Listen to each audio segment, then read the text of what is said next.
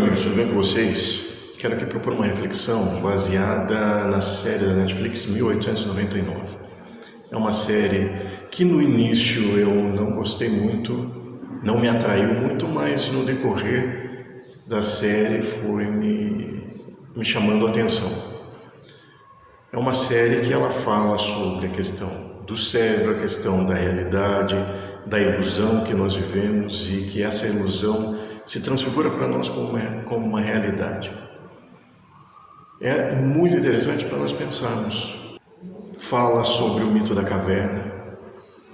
O mito da caverna de Platão é aquela alusão às pessoas que viviam na caverna, mas elas só viam as sombras que eram refletidas. Elas ficavam presas e olhavam apenas para a parede e nada mais elas viam além daquelas imagens refletidas, aquelas sombras na parede. Para elas aquilo era a realidade. E quando um destes que estava preso ali, cresceu ali, nasceu ali, conseguiu se libertar e foi para fora da caverna, viu o que havia lá e voltou, não acreditaram nele. Porque a percepção da realidade que aquelas pessoas viviam era difícil de ser desconstruída. Para elas aquilo era o real. E isso é mais ou menos o que acontece, que Platão falou há muito tempo antes de Cristo, e é o que nós até hoje também vivemos.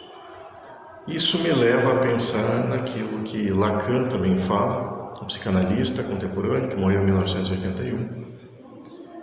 Ele fala do real, do simbólico e do imaginário. E nós, quando nascemos, adentramos ao mundo, saímos do ventre da nossa mãe, adentramos a esta existência dentro do contexto daquilo que ele chama do real. É algo incompreensível. Imagine um bebê saindo do útero e todas aquelas visões, imagens, coisas que se tornam incompreensíveis e irrepresentáveis.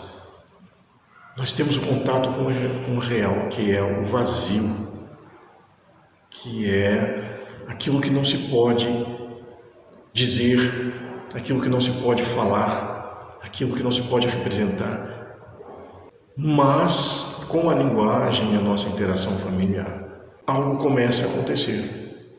O real começa a ser representado, começa a se tornar símbolos na nossa mente, e a nossa mente então passa a lidar com o representável, com o simbólico, com o imaginário, não exatamente com o real.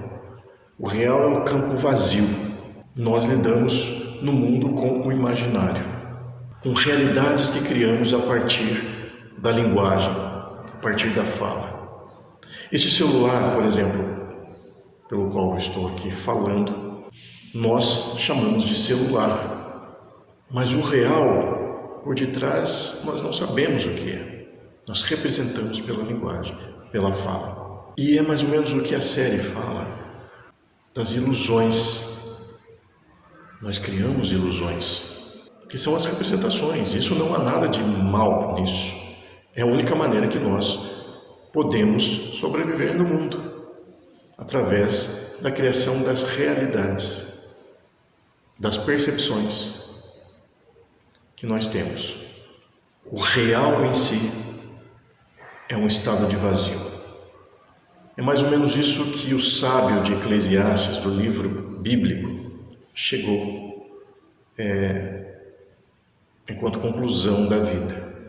Ele disse: vaidade de vaidades. Tudo é vaidade. Essa palavra vaidade significa vazio no hebraico.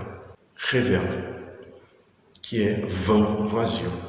Depois de pensar muito sobre a vida, ele diz: tudo é vaidade. Tudo é vazio. A vida real é vazia. E se nós formos pensar no incompreensível, no irrepresentável, nós vamos chegar também a uma ideia de Deus. Deus, até mesmo no conceito hebraico, relacionado à partícula hebraica et, que é a primeira e a última letra do alfabeto hebraico. Aquilo que no livro de Apocalipse diz: eu sou o alfa, o ômega, o princípio e o fim de todas as coisas. O alfa e o ômega no alfabeto grego, mas no hebraico é Aleph e Tav. Juntos formam uma partícula chamada et, que é uma partícula intraduzível. Nesse sentido, Deus seria intraduzível. É o incompreensível, é o irrepresentável. E isto é um estado de vazio, no sentido de vão. A vida se torna irrepresentável, a vida é vã, assim como Deus é vão, e assim como tudo o que a gente chama e associa a isto como amor e todas as coisas do mundo em si, na essência, é vazio. E isso é perturbador. Isso nos perturba. Por isso é importante a capacidade criativa humana, a capacidade de criar a realidade, de representar a vida, representar Deus, representar o que somos no mundo. Está sob a nossa capacidade e responsabilidade de preencher este vazio. Por isso, ao longo da vida, nós vamos preenchendo, nós vamos criando o sentido da nossa vida com várias realidades ao longo da nossa vida. A capacidade de mudar a realidade, a capacidade de criar, é o que nos mantém, de certa forma, mais saudáveis no mundo. A capacidade de transitar nas nossas várias realidades e representações. Nesse sentido, é muito importante a criação na primeira infância, porque é ali que nós vamos ter a consciência da nossa potência de criar. É importante que a criança passe por todas as fases bem. As fases que Erik Erikson, psicanalista, ele traz associadas às fases psicossexuais de Freud. Erikson vai falar da primeira fase da confiança versus desconfiança, depois da autonomia que essa criança precisa ter, depois a capacidade de iniciativa e a capacidade de indústria, a capacidade de criar o sentido.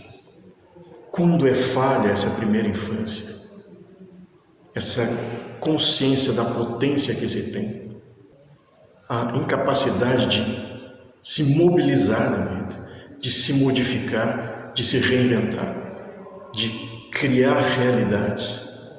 Quando isso se dificulta, durante a vida se torna muito mais difícil. Porque hora ou outra nós podemos nos encontrar com o vazio e nós precisamos reencontrar o sentido.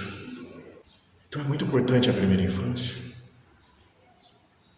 e a capacidade de criar,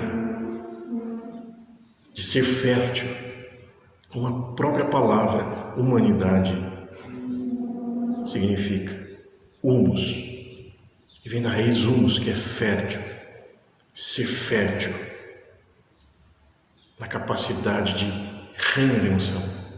Porque nós não somos definidos, nós estamos em constante modificação. Não há nada fixo, tudo se movimenta e se fixa, adoece. Se há uma ideia de eu sou assim e eu tenho que ser assim e eu vou ser sempre assim, isso adoece, porque isso é uma possessão arquetípica da persona, da máscara. E isso pesa, porque a vida vai o tempo todo te levar para se movimentar, para se reinventar, para criar realidades. Que possamos ter a capacidade de criar realidades saudáveis, não baseadas nos nossos traumas e vivências dolorosas e transferências negativas. Porque no fundo, o real, ele não pode ser compreendido. Apenas as realidades que criamos.